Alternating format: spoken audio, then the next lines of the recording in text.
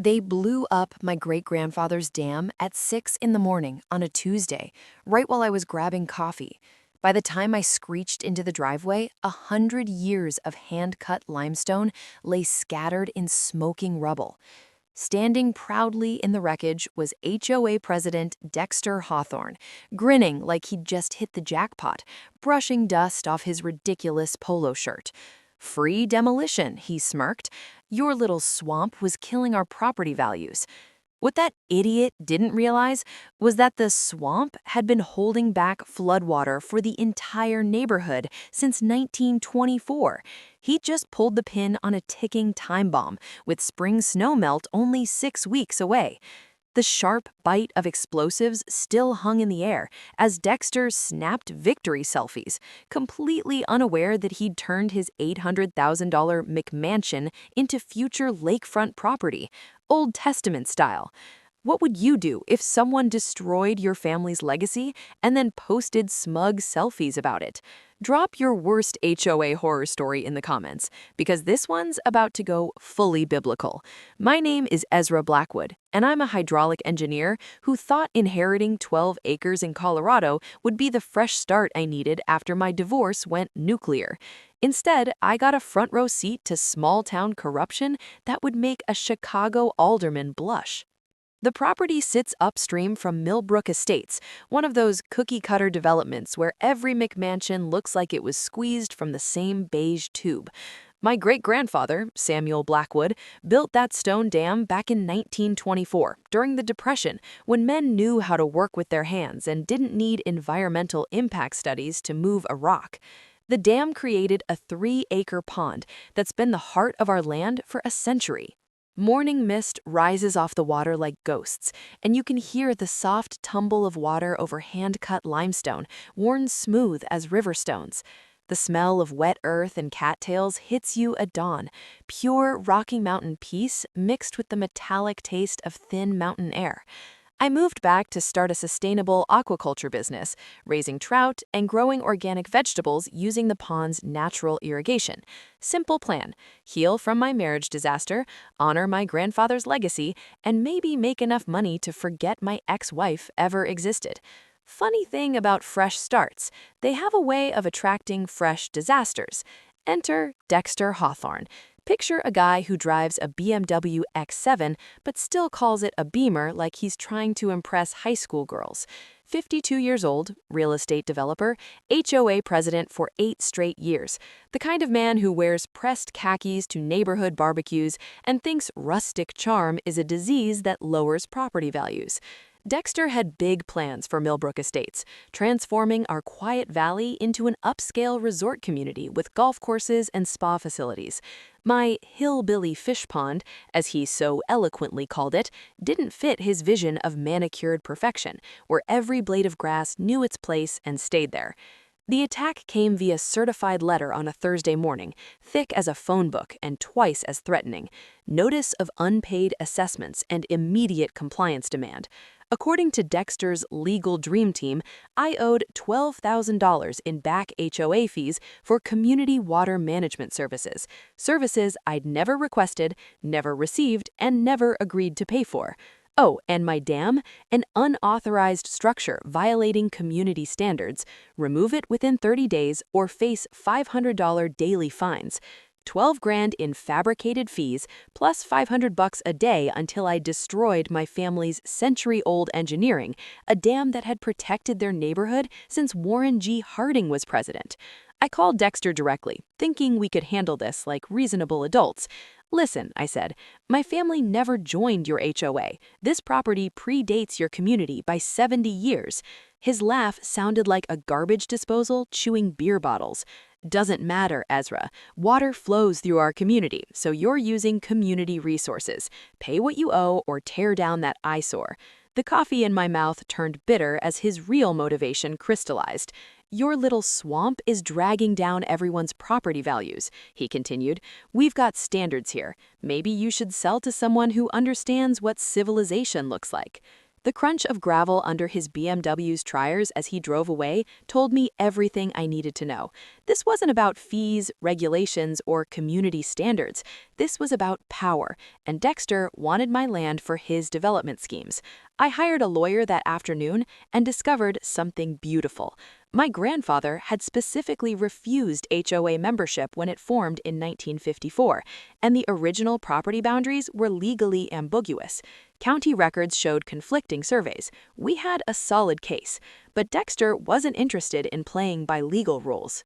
Within a week, county inspectors started showing up like biblical locusts, citing anonymous complaints about everything from fence height to mailbox color to the supposed noise of my morning coffee grinder disturbing the peace.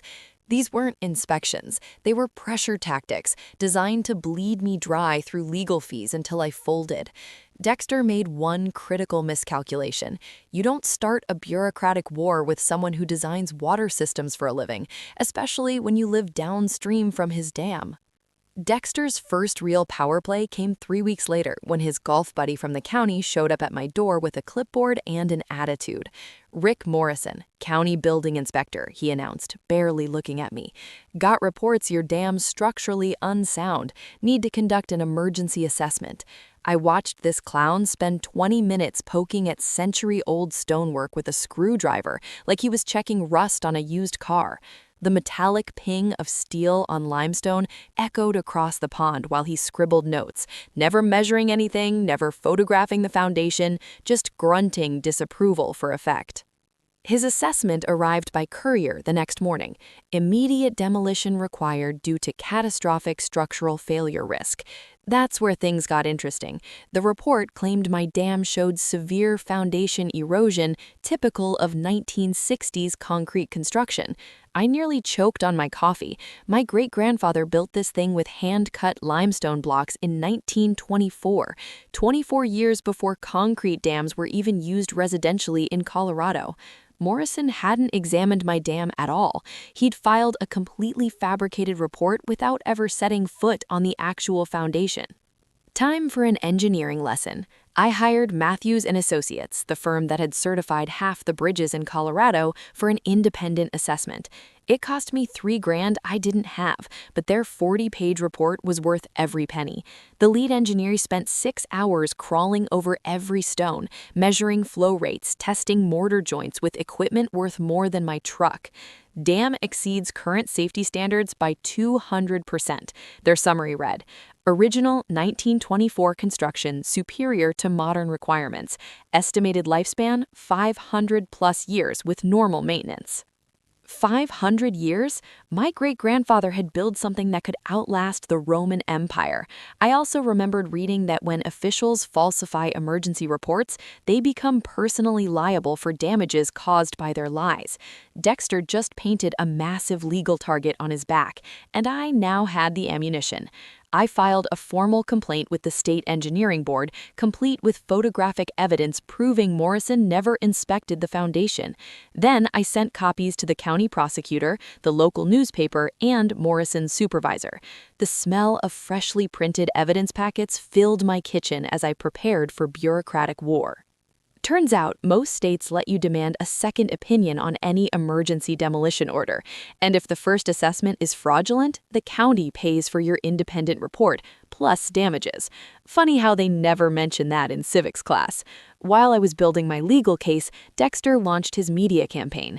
"Dangerous dam threatens community safety," screamed the Millbrook Herald's front page. Anonymous neighbors expressed grave concern about the aging structure that could collapse at any moment and flood dozens of homes. Pure fiction, but effective fiction. Dexter organized a Concerned Citizens petition drive, going door to door with glossy flyers featuring stock photos of dam failures from other states. The click of his leather shoes on concrete sidewalks became the soundtrack of my harassment. "Would you want this ticking time bomb in your backyard?" he'd ask, pointing at disasters that had nothing to do with my property. 57 neighbors signed his petition demanding immediate removal of my hazardous structure. So I switched tactics. I invited every petition signer to tour my property and see the real dam, not Dexter's scare photos. 23 showed up on a Saturday morning. I walked them through the basics in plain English. See how the water flows over the spillway? I explained, running my hand along smooth limestone. That controlled release prevents flooding. Remove this dam and all that water hits your neighborhood at once during spring runoff.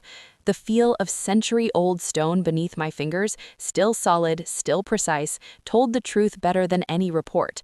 By noon, 18 of the 23 had crossed their names off Dexter's petition.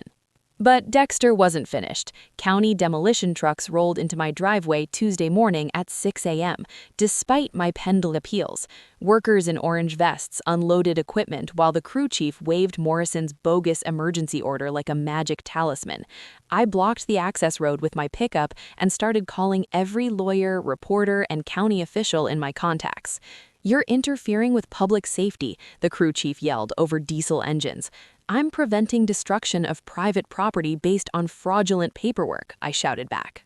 20 minutes later, Dexter arrived with 2 sheriff deputies claiming I was threatening public safety by obstructing emergency services. That's when he finally overplayed his hand. Local TV doesn't cover routine demolitions, but they show up fast when police get called to corruption disputes.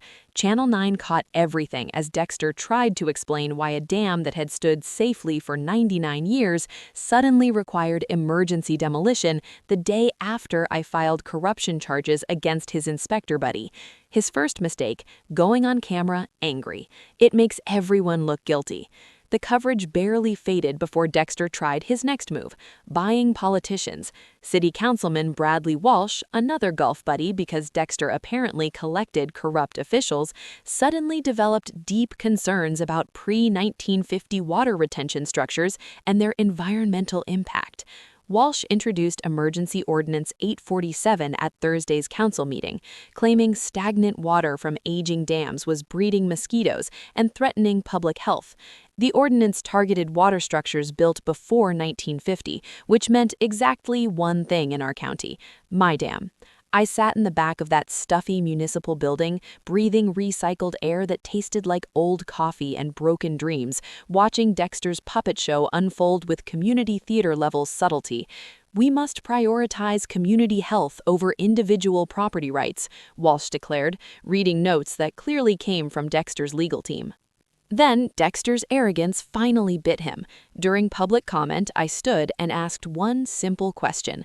"Councilman Walsh, can you name any other pre-1950 water retention structures in our jurisdiction affected by this ordinance?" Dead silence.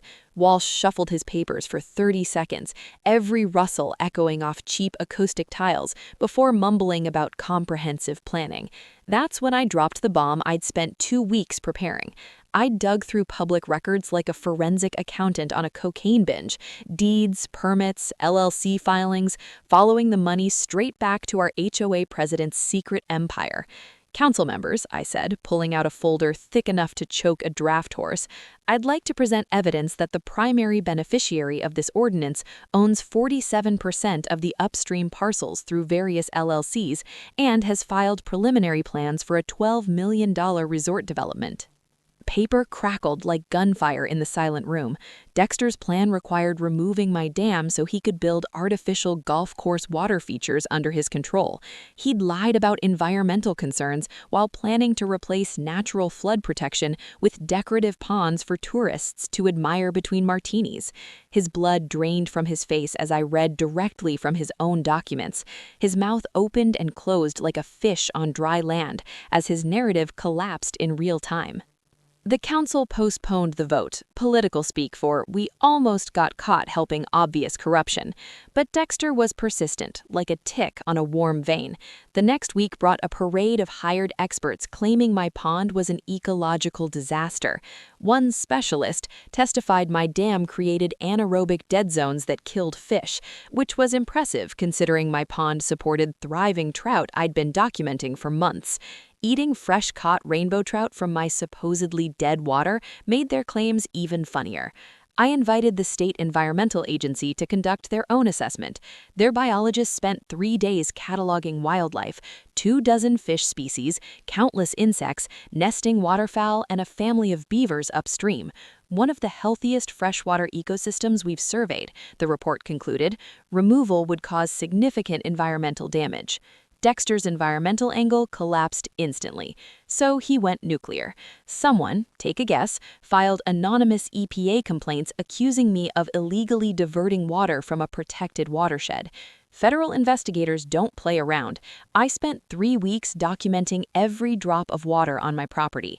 The EPA inspector turned out to be a straight shooter who actually read the historical permits.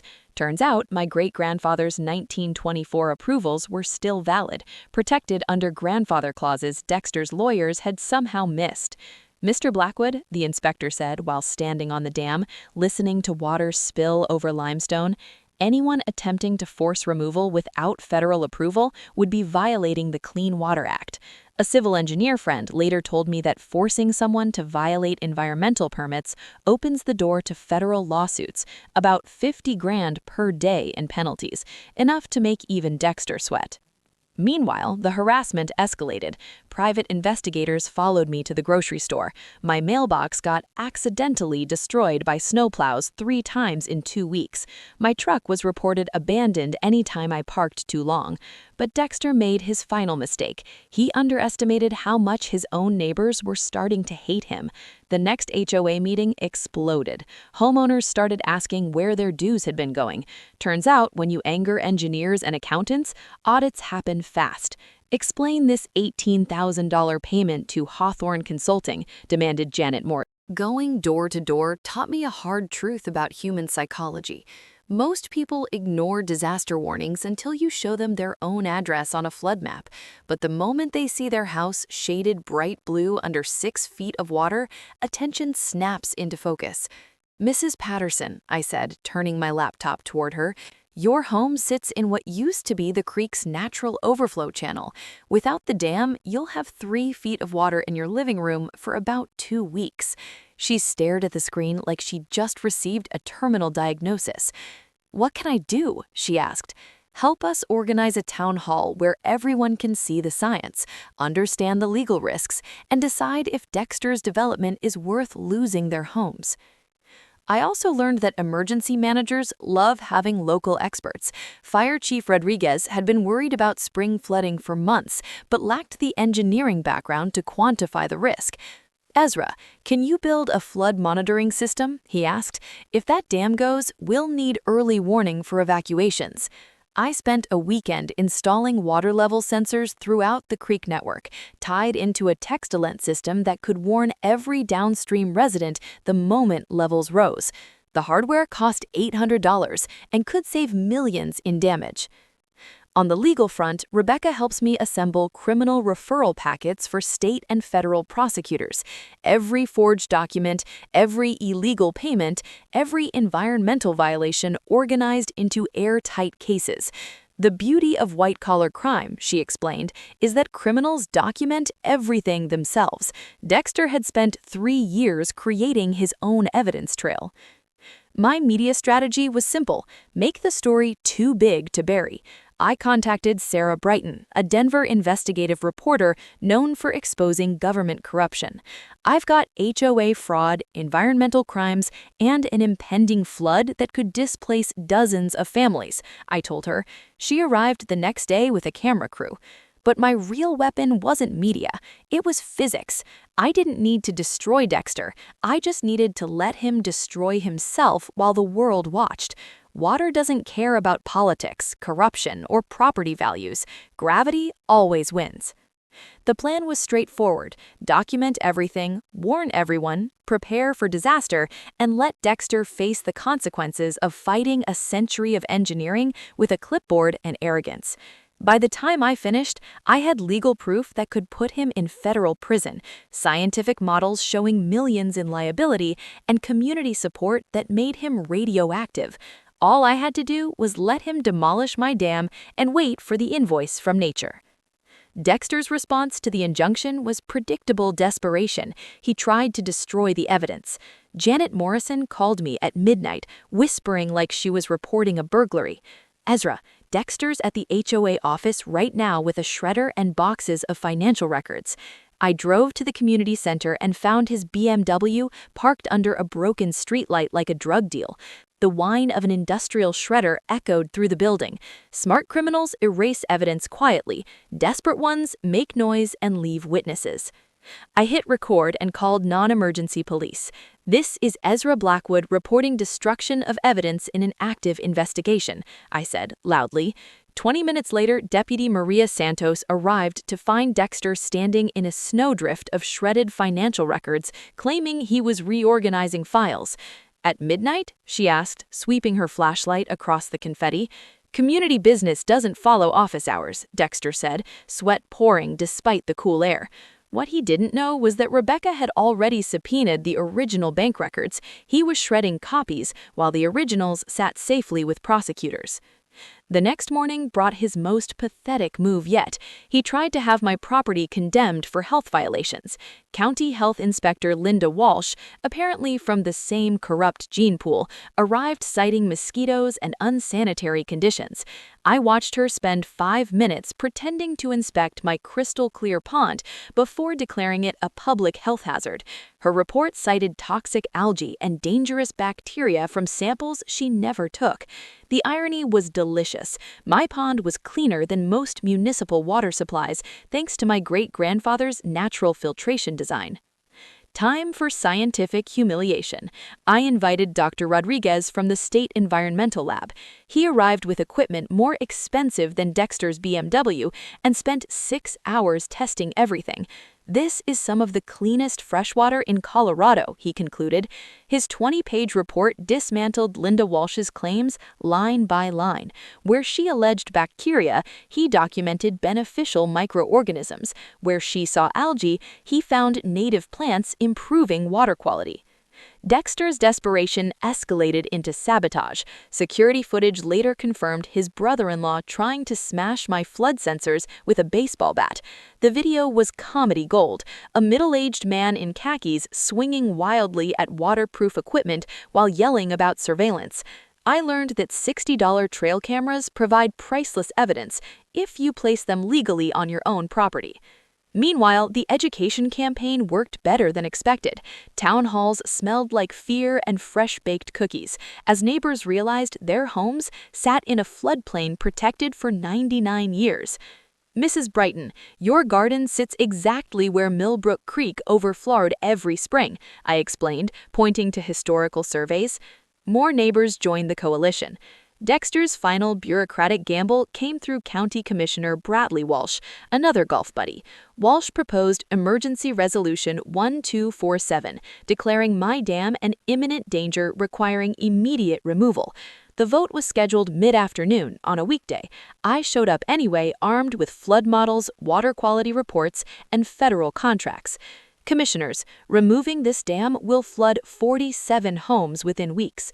When Walsh tried to interrupt, I added, "Anyone authorizing demolition will be personally liable for millions plus federal penalties." The other commissioners leaned away from him. The resolution failed 4-1.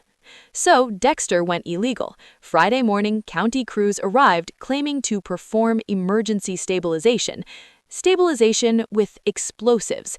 Diesel engines and blasting powder told the truth.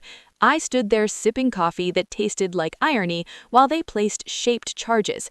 I'd spent the night installing more sensors, not to stop disaster, but to document it minute by minute. Every basement now had monitors. Every yard had cameras. Then my phone buzzed. "Federal judge granted emergency stay," Harold texted. "Demolition illegal until Monday." I handed the order to the crew chief. His face went pale. They packed up fast. That afternoon, anonymous complaints hit every agency imaginable. EPA, state engineers, wildlife officials. It turned my driveway into a regulatory convention. The irony was perfect. Every investigation cleared my dam and uncovered more forged documents linked to Dexter.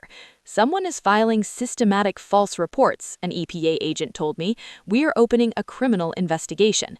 Meanwhile, snowpack hit 160% of normal. Dr. Martinez called. Peak melt is coming early, days, not weeks. Time was running out. That's when I made the hardest decision of my life. I would protect my neighbors anyway. Engineers solve problems, even when the problem hates them. At an emergency meeting, I laid out evacuation plans. When the dam goes, you'll have 4 to 6 hours before major flooding. Janet Morrison asked why I was helping after everything. Because that's what my great-grandfather would have done. He built it for everyone. Sunday night, motion sensors triggered. Trail cameras caught Dexter's brother-in-law and 2 men hammering at the dam's foundation, trying to fake a natural failure. I called 911. Deputies arrived to find 3 middle-aged men knee-deep in icy water, holding sledgehammers and looking exactly like what they were, caught in the act. Dexter's second tactical mistake was insulting the people who paid his salary, especially when they were already suspicious of his expense account and had started taking notes. The HOA revolt should have been his cue to back down quietly. Instead, he chose to go nuclear, because apparently when you're already buried in a hole, the next logical step is dynamite. 2 days after fleeing his own board meeting like a teenager caught joyriding in Dad's car, Dexter filed paperwork claiming eminent domain authority to seize my dam for public safety. According to his emergency petition, the HOA had inherent water management jurisdiction that overrode private property rights.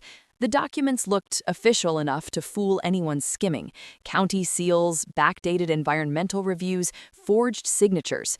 He rushed it through over the July 4th weekend, counting on everyone being at barbecues instead of offices. I was grilling burgers on my back deck, the smell of charcoal mixing with mountain air and the steady sound of water spilling over limestone when my lawyer called. "They've scheduled an emergency city council vote for tomorrow morning," she said, 9 a.m. while everyone's still in a holiday food coma. While Dexter was forging documents and bribing officials, I'd been doing forensic accounting that would make the FBI proud. 3 years of HOA financials revealed something beautiful. Dexter had been embezzling community funds to bankroll his development scheme, disguising payments as legal consulting fees and emergency maintenance contracts. Nearly $180,000 funneled straight into his own companies. The evidence was stunning in its simplicity. Inflated landscaping contracts paid to his brother-in-law's company, $300 an hour to mow grass volunteers had already cut for free. Legal consulting fees to Mountain West Advisory, a shell corporation that existed only on paper and shared Dexter's business address.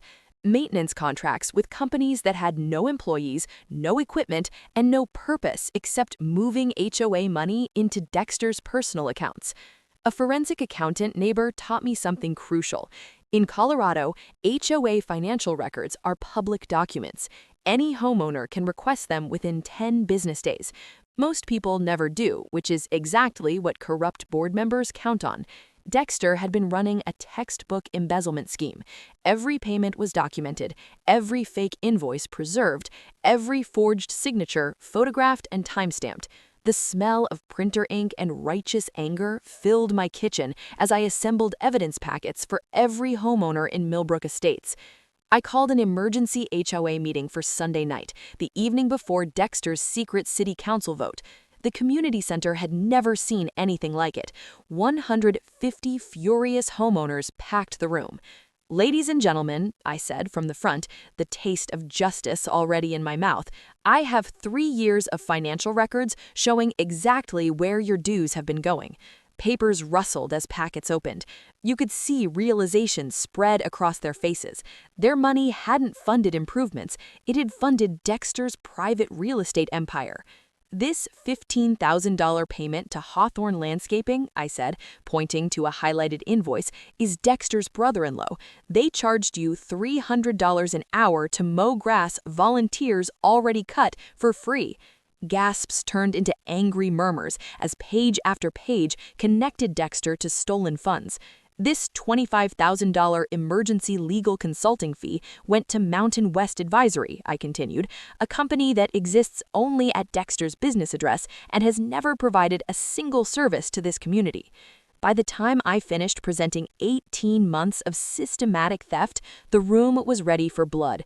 Janet Morrison stood and formally moved to remove Dexter from all HOA positions, freeze the accounts, and file criminal charges for embezzlement. The vote was unanimous, 150 to 0. Even his former allies bailed once they saw their own money stolen. But Dexter still wasn't done playing dirty. Apparently, when you're already facing embezzlement charges, what's a little illegal demolition? Monday morning's city council meeting became a three-ring circus when Dexter arrived with his lawyer, declaring the HOA vote illegitimate and demanding the eminent domain seizure proceed. He acted like a poker player doubling down with a pair of twos. Community safety cannot be held hostage by one man, he proclaimed, still playing the safety card while ignoring that his neighbors had just fired him for theft. That's when I played my ace. Council members, I said, standing with a sick folder, the individual requesting this seizure has been removed from office for embezzlement and is currently under criminal investigation. I handed the clerk the HOA resolution and financial evidence documenting $180,000 in theft.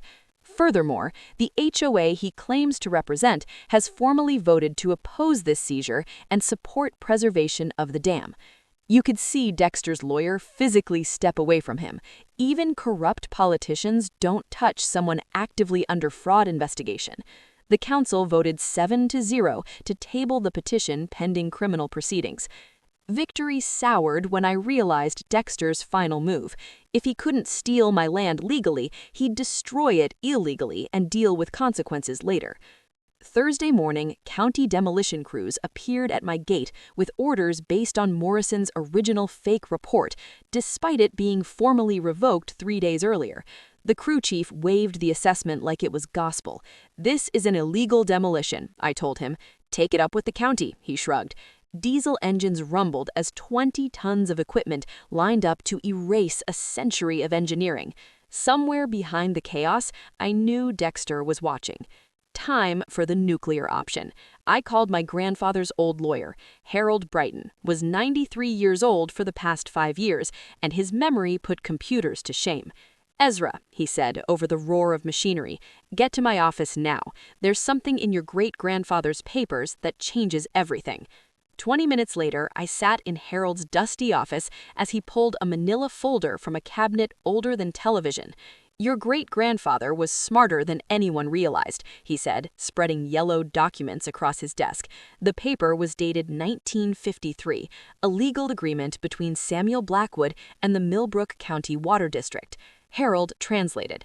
"My family hadn't just built a dam, we entered a perpetual flood control contract. We were legally responsible for downstream flow management and authorized to protect that infrastructure from interference." The adrenaline hit like lightning. "So, removing the dam violates a binding flood control agreement?" Harold grinned. "Better than that, anyone who forces a breach is liable for all damages plus federal penalties." I asked the obvious question, what happens if someone destroys authorized flood control infrastructure right before spring snowmelt? His laugh sounded like dry leaves. Criminal negligence, federal charges, personal liability, bankruptcy-level exposure. Suddenly, the machinery outside sounded different. Dexter wasn't just destroying my legacy, he was about to commit a federal crime that made him personally responsible for every downstream house. I hit record. "Harold, explain this on camera." He did. The 1953 Flood Control Compact, federal violations, peak snowmelt risk. I checked the forecast. Largest melt in a decade, snowpack at 140%. Dexter's neighborhood sits in the floodplain, doesn't it? Without your dam, that entire development floods annually. Always has. The demolition foreman approached. I had 10 minutes. Harold called a judge and secured a 48-hour injunction, but we both knew Dexter would keep pushing. That's when the terrible idea formed. What if I didn't stop him? What if I documented everything and let physics deliver justice? I made calls. Dr. Sarah Martinez at Colorado State, flood modeling, 3 weeks before peak melt. 3 hours later, I was driving to Fort Collins with a hard drive of data. Her team built simulations that showed Millbrook Estates underwater for weeks. "This isn't flooding," she said. "It's relocation." Next came legal armor. Environmental lawyer Rebecca Torres confirmed it. Anyone destroying the dam would face tens of millions of dollars in personal liability. Then we organized the Millbrook Safety Coalition. Flyers, flood maps, addresses, door-to-door truth. The smell of fresh printed disaster maps filled my garage as we prepared to educate an entire neighborhood about what happens when arrogance meets gravity. Officers, we were just checking for structural damage, Dexter's brother-in-law said, somehow sounding guilty even while describing exactly what they'd been doing. The deputies arrested all 3 men for criminal trespassing and vandalism, but the damage was already done. They had weakened critical support points just enough to guarantee failure during peak snowmelt. Monday morning's court hearing became irrelevant when my structural engineer confirmed the sabotage had created real safety risks. The dam was now genuinely dangerous, not because of age or faulty design, but because it had been deliberately compromised. Your Honor, I told federal judge Patricia Morrison, the defendants have created the very hazard they claim to be preventing. My dam is now unstable, due solely to criminal sabotage. Her ruling was swift and devastating. Emergency demolition would proceed under federal supervision to prevent catastrophic downstream loss of life. Dexter finally got what he wanted, but only after ensuring criminal charges, federal investigations, and personal liability for everything that followed. The irony was flawless. His desperation made destruction inevitable while maximizing consequences. The federally supervised demolition began at 6 a.m. Tuesday beneath heavy gray skies that felt like rehearsal for disaster. I stood on my porch as Army Corps engineers detonated a century of my family's craftsmanship. Controlled explosions rolled across the valley like thunder, announcing the end of an era. Nature, however, refused to wait for official schedules. The first wave of snowmelt hit at 2 p.m., 6 hours earlier than even the most aggressive forecasts. I watched my great-grandfather's pond drain in minutes as 99 years of stored mountain water suddenly remembered gravity. The creek, freed from management, surged forward with reckless enthusiasm.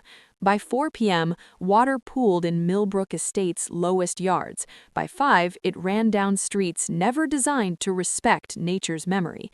My phone erupted with alerts. Basement flooding detected, 47 Maple Drive. Water rising, 23 Oak Street. Evacuation recommended, 1200 Pine Avenue. Vindication mixed with real fear as physics delivered its final exam. Dexter's $800,000 McMansion, built directly in the creek's original overflow channel, flooded first. My great-grandfather had understood a simple truth a century ago: water always goes home. At 6 p.m., the Millbrook Community Center became an evacuation shelter and the stage for Colorado's most unforgettable town hall. 300 residents packed a space meant for half that number, muddy shoes and stunned faces everywhere. News cameras rolled as rescue boats passed outside the gym windows. "Friends and neighbors," I said from the podium, 6 months ago, your HOA president claimed my family's dam was a danger. Tonight, 47 homes are flooding because it's gone. Silence followed, broken only by rain beginning to fall, perfectly on cue. Sheriff Maria Santos stepped forward holding an arrest warrant personally signed by the federal judge. "Dexter Hawthorne," she announced, "you are under arrest for embezzlement, fraud, environmental crimes, and criminal negligence." Dexter tried slipping out the back wearing a baseball cap like a failed disguise, but 300 angry homeowners form a remarkably effective barrier. "Going somewhere?" Janet Morrison asked, blocking his path while her basement filled with water. Handcuffs snapped shut as Channel 9 captured everything live. "Do you have anything to say to the families whose homes are flooding?" reporter Sarah Brighton asked. "This isn't my fault. Nobody could have predicted this." I played a recording from my phone, Dexter dismissing flood warnings that very morning. 3 engineering reports warned you, I said. You ignored science because it threatened profits. Ignorance isn't a natural disaster. Applause erupted as Dexter was led away, khakis soaked by the same water consuming his mansion. But justice wasn't finished. Federal prosecutor Janet Walsh arrived with charges that read like a corruption anthology: embezzlement, bribery, fraud, environmental crimes, criminal negligence, and federal flood control violations. This enterprise has been under investigation for 6 months. The dam's destruction was the final proof. State Attorney General Rebecca Martinez followed with civil suits, making Dexter personally liable for every dollar of damage, over $8 million. Every flooded home, every ruined possession, every displaced family. Cheers mixed with sirens as Colorado received its most expensive lesson in ignoring engineers. Then, as punctuation to the night, County Inspector Rick Morrison arrived in handcuffs for falsifying safety reports. The FBI takes fake documents personally, Sheriff Santos noted. Dr. Martinez presented plans for rebuilding the dam to modern Army Corps standards, funded by federal relief grants and Dexter's bankruptcy settlement. This structure will protect the valley for 500 years, she said, assuming future HOA presidents remember physics doesn't negotiate. Rebecca Torres delivered the final blow: federal charges against everyone involved. 3 commissioners, 2 inspectors, 1 councilman, Dexter's brother-in-law. The Millbrook disaster became a case study in corruption-induced catastrophe. As rescue boats continued evacuations, I realized justice sometimes arrives carried by the same forces corrupt officials think they can control. Vindication tasted like rain on stone. 6 months later, Millbrook Estates looked transformed. Flood-resistant homes replaced half the McMansions. Damage totaled $8.2 million, paid entirely by Dexter's assets, insurance, and federal funds created specifically for corruption-driven disasters. Dexter served 18 months for embezzlement and 5 years for criminal negligence, plus restitution and a lifetime HOA ban. Judges, it turns out, don't appreciate stealing community money to destroy flood protection. The new dam was beautiful, modern engineering built from the same Colorado limestone my great-grandfather used. Federal grants covered the $2.4 million cost, turning our legacy into a protected landmark, safeguarding the valley for centuries. My sustainable farm thrived. Trout filled the pond. Restaurants bought our produce. The real healing came through rebuilding community trust. Millbrook's reformed HOA, now led by Janet Morrison, established the Blackwood Flood Safety Scholarship for watershed engineers. The annual WHED Festival celebrated resilience. Breweries competed to make the best damn decision beer. Kids learned physics beats politics, engineering beats ignorance, and the crazy guy was just paying attention. My ex-wife Sarah returned to help run the operation. We weren't remarried, but we were rebuilding something stronger. A historical marker reads Samuel Blackwood Dam, built 1924, destroyed 2024, rebuilt 2025. Water always remembers where it belongs. Today, the dam protects 15,000 people across 3 communities. Consulting became my profession. 12 towns hired me to audit infrastructure and teach the difference between authority and reality. Rick Morrison now works construction after prison. Karma pairs nicely with morning coffee. Every morning, I sit on my porch listening to water flow over limestone and remember my great-grandfather's words: build for floods you haven't seen yet. Water doesn't care about budgets, schedules, or politics, only gravity. Corrupt officials rely on ignorance. All it takes to stop them is facts, evidence, and stubborn determination.